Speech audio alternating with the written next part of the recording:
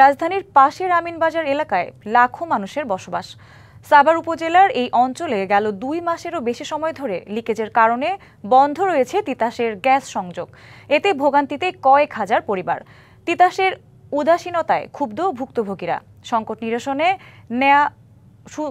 নিরসনে উদ্যোগ নেওয়ার কথা জানিয়েছে তিতাস গ্যাস কর্তৃপক্ষ।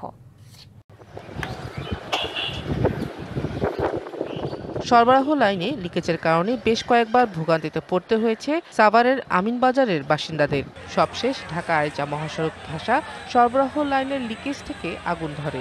নিরাপত্তার জন্য আগস্ট মাস থেকেই এই অঞ্চলে গ্যাস সরবরাহ বন্ধ করে দেয় তিতাস কর্তৃপক্ষ। দীর্ঘ সময় গ্যাস না থাকায় নানা রকম সংকট সৃষ্টি হয়েছে এলাকায়।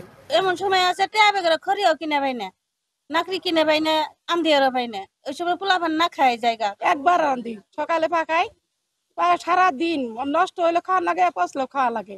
নাকড়িতে তো পাক করবার না, এর নিকে তো সমস্যাটা বেশি হইতেছে, ঝরগাটাও বেশি। স্থানীয় যারা বাসা ভাড়া দিয়ে চলে তাদের এখানেও দেখা গেছে যে ঘর ভাড়া চলে যাচ্ছে। সমস্যা সমাধানে তিতাসের উদাসীনতায় ক্ষুব্ধ এলাকাবাসী থেকে জনপ্রতিনিধিরা।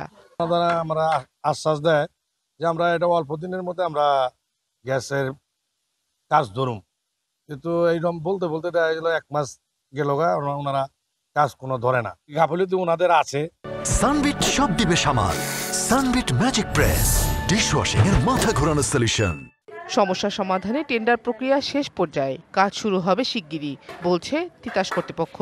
গভর্নমেন্টের একদম স্ট্রিক্টলি নিষেধ এখন বলা হয়েছে, কোনো দরপত্র সেটা ইজিবির মাধ্যমে যেতে হবে, কোনোভাবেই বাইরে যাওয়ার কোনো সুযোগ নেই। কাজটা করতে বেশি দিন লাগবে না, কারিং পারমিশন থাকলে 1 মাস লাগবে না। আমার ধারণা সপ্তাহ 2-এর ভিতরে কাজ শেষ করা যাবে ইনশাআল্লাহ।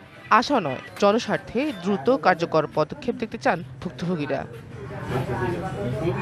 DBC news desk.